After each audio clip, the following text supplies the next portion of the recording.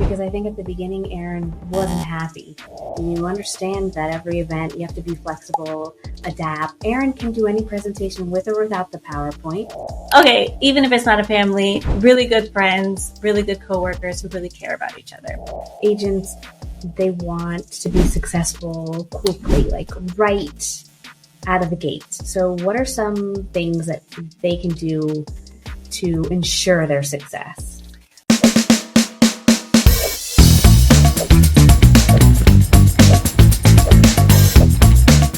So you've made a good little side hustle for yourself, doing other people's CRMs, more specifically Follow-Up Boss. So what's the number one problem that you see with agents when they come to you with their follow-up bosses, and how do you help them? Their number one problem is organization. And I think it stems from not keeping everything in one place. I think they have data, information, people scattered across platforms. So some people, and there's levels, right? Some agents are managing things on Post-it notes, others on whiteboards. Maybe they're using their cell phone. Maybe they have two databases. Maybe they are fractured with their checklists. So I think the number one problem is not having everything in one place and building your business in one place for everyone to be able to work independently and efficiently. You definitely did that for us. We had stuff in OneDrive. I would have stuff on my desktop. Aaron was on another planet. He wasn't even on my planet sometimes. So that was one of the big things that you did for us, is putting everything in the database: paperwork, contact information, notes, emails, checklists. It really helps. It really helps. And I felt that when I worked at the museum, all of the departments were fractured. They all came to me every day with questions, needs, and it was overwhelming. And I had to figure out a way for everyone to be able to work independently without bothering me. And so it really was my mission to move everything into the database and move everyone into the database. So changing the culture was really key for me there, and also here. Just, hey, check in the database, it's all there, or the notes are there, or can you just upload that for me so I can have it in one place? Just moving everybody along, really politely, but firmly move everything into the database, I think was key. And it takes some time. It wasn't like from one day to the next, everything was there. It was kind of implementing one thing at a time. Let's move all the paperwork first.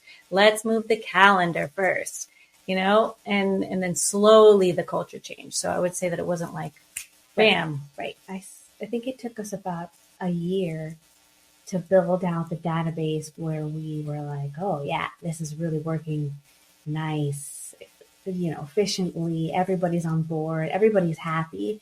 Because I think at the beginning, Aaron wasn't happy with the changes. Growing pains. He had a lot of growing pains. It was just like, when I would say, look in the database for an update, or you didn't log your call, or there aren't any notes, I think he would get frustrated with me.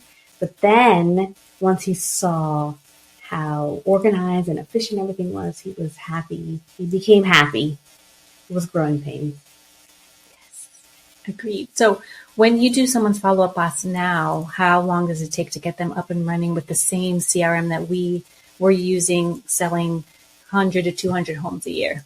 It usually takes me about a week to set up their database. And really, we tweak it. After the week, we get together, we have a call, we tweak it, some things we change, and then we really help the team. Sometimes they jump on calls with me. I record a library for them. So they really can start changing their culture wherever that may be, where it's needed. Yeah, and you're really good about telling them, once you have me forever. It's true. They can call you and email you, and you do answer all their questions. So it's a really good service. It's great. Sometimes I don't hear from people ever again, and I get worried. I really expect people to lean on me, call me, ask me questions. How do I do this? How do I do that? Because if I set up your follow-up loss and I never hear from you again, are you using it? Are you using it? I hope so. I hope so too. The best CRM is the one that you use. Definitely. So I have another question. What is something unexpected from working with Erin and I? Unexpected. I think you've been with us for like 3 years now. Yeah. I didn't have any expectations, honestly. I think that is something that I learned, dealing with my mother-in-law, is never have any expectations. But I think that one of my concerns before working with family, well, in the industry in general, because I didn't know anything about real estate, was would I like it? Would I enjoy working in real estate? It wasn't really about working with you guys. It was more like, what am I going to do? How am I going to fit in? And then what if I don't like it? And how am I going to quit? Right? I guess. No, but really that's what I thought about. Like, I don't know if I'm going to like working in the real estate industry. And how am I going to leave if I don't? Right? Because I mean, we're sisters. You could just be like, bitch, I want to leave. And right. I'd be like, okay, right. I'm sad, but I get it. I know, but I tend to be a people pleaser. So I just want to please and want to do a good job. So if I didn't like it, it would have been really hard for me to leave. But it's so interesting because I worked in so many, artistic fields, creative fields, and I felt like this working in the real estate industry has allowed me to be more creative than working in those fields, because there's so much bureaucracy and so much red tape to do anything, to buy anything, to create anything. And working with you guys is more just like, let's do it, get it done, let's go, let's just do it, make it happen, do what you have to do. And I find that I can be more creative. And you're scrappy. I am so scrappy. I would, make champagne out of water with whatever we have. We'll get it done. Make centerpieces out of sticks. Exactly. Exactly. Make centerpieces out of sticks. So speaking of centerpieces, and last year's gala was amazing. This year it's going to be called the Do More Deals Summit. So how are you going to top it from last year? Because it was so good last year. What do we have in store? Well, I think the difference will be that we have some really great guest speakers coming. So Pace Morby is going to join us for the Do More Deals Summit, which is going to be fantastic. Mm-hmm. And we have some other speakers too that are outside the organization that are going to help us do more deals.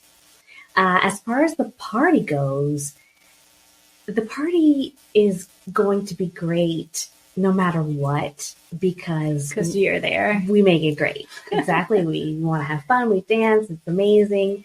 And I love a good party. So, and I think we have some surprises lined up. You always have to have a couple surprises. Of course. We can't talk about those now, though. I'm so excited.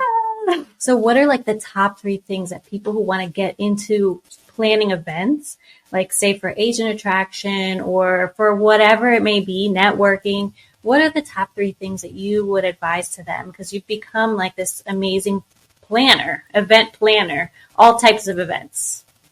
So the top 3 things is really honing in. The top 3 things are honing in on your topic, right? How are you adding value? That's the first thing. Your hook. Why are people going to come to your event? Once you have your hook, your theme, the reason for people to come, logistically, I think it's really easy, right? I have a checklist of everything that I do for every event, and it's exactly the same. Every single event is the same. So the checklist is the second thing. And then I think the third thing is conversion, right? So at the end of the event, reconnecting, following up, making sure that the people, your guests really got the value, and re-engaging them so that they join us. I mean, that's the whole point, right? We want a really strong group of agents. Yeah, and I would say when we first started, you would lose a lot of sleep over the events, but with time, they've gotten a lot easier with experience. Like the checklist evolves over time to check for different things that maybe went wrong one time. So yeah. I would say that something always goes not wrong, but maybe unexpected. We've had events where the air conditioner has broken. The one where we were presenting, of course. Yeah, and exactly. We were sweating profusely. We've had events where the videographer just didn't show up, or the valet. Remember once where the valet guy didn't show up, and then the venue was super angry because we had lines of people that needed their car parked. That was fun. We've had a lot of things, a lot of hiccups, but you just roll with it, and you understand that every event you have to be flexible, adapt, and Erin can do any presentation with or without the PowerPoint. And if Erin's there, the event's going to be amazing, even if there's no air conditioning, nobody can park their car, whatever it is. Well, Erin wasn't there at our event, and I think it was still pretty good. It was great. It's just about, adding value. It was great. Even though there was sweat dripping down our backs, we pulled it through. So those are the questions I wrote down. Do you have any questions for me? Any questions for you? I have lots of questions. Oh, no. So tell me how events helped you and Erin build your empire. Well, events serve a lot of purposes. So not only do we add value, we're training people who are already in our organization, but we're also creating this amazing culture. So people, all types of agents come in, they meet us. It's like we're one big community. We're all helping each other. We have, chats in our organization where someone asks a question and there's always someone answering it. So we've created this amazing culture, and the events help to, further it along and get us together and create like a family. I know that sounds super cheesy, but it is. Okay, even if it's not a family, really good friends, really good coworkers who really care about each other.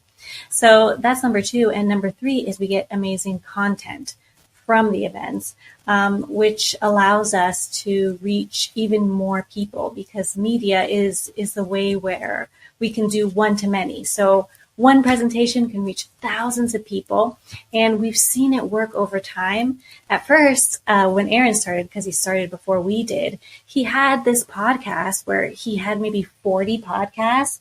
And how many subs did he have when you started? 226. She remembers because he was obsessive, like, marching to 1,000, marching to 1,000, marching to 1,000, because he knew that once we got to 1,000 subs, he could monetize it. So anyway, he started out with barely any subs and was getting barely any views, and zoom into now, he's got how many subs? Almost 10,000. I think it's like at 8,000. 8 or 9,000. Mm-hmm. And there's people reaching out to us every day asking to book a call, asking to join, asking for coaching. So really it all started with the events and with his little podcast, and little by little it has just snowballed from there.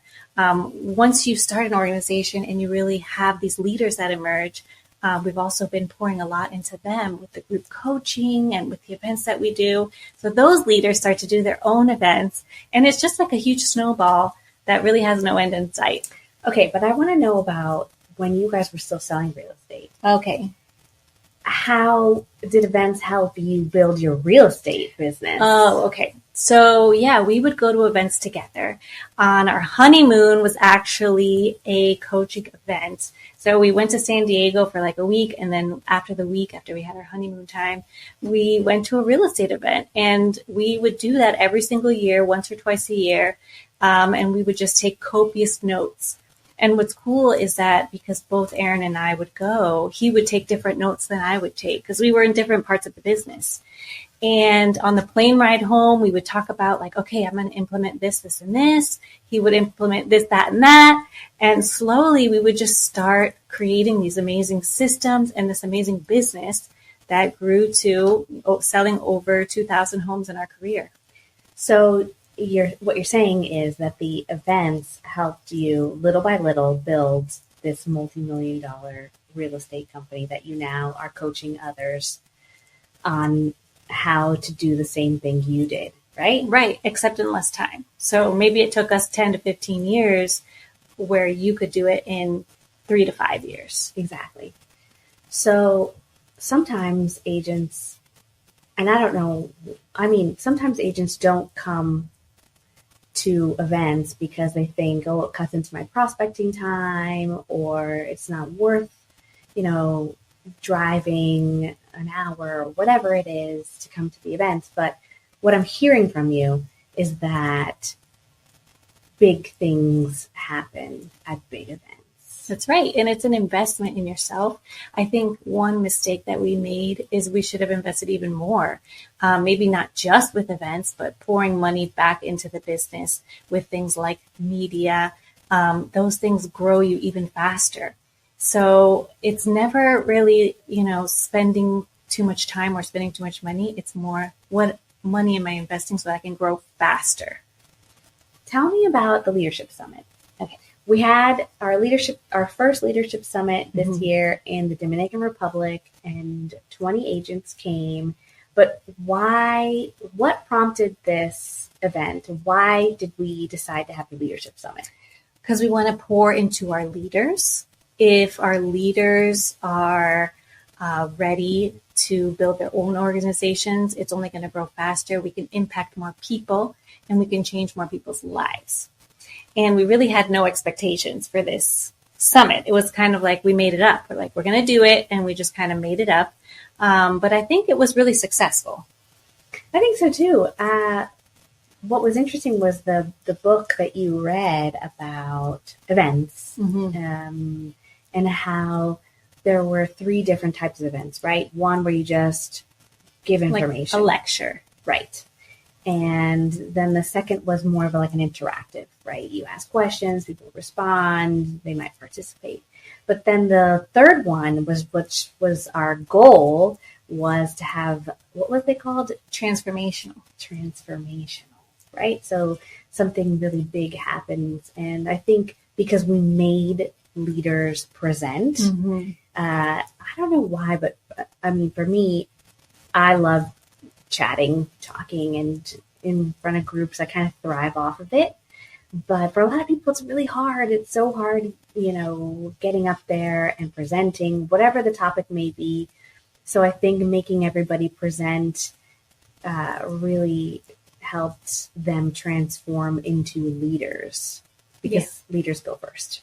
Leaders go first. And when someone gets out of their comfort zone and gets really vulnerable, it also creates a real strong bond and connection. So I feel like we also really bonded with each other over the trauma of having to present in front of each other. I think it's also good because it forced us to kind of get our stories, together, to write out what you're going to say and to present it. It teaches you a lot about yourself and about what you've learned. It's kind of like writing a book in a mini format. Right. Yeah. So I think it was amazing. I think next year we're going to definitely do different things. But what's most important is that our leaders are growing and uncomfortable, just like we were uncomfortable, putting on this event out of nothing. And also we had to present. So yeah, as long as we're uncomfortable, we're growing. And that's what we're going to do.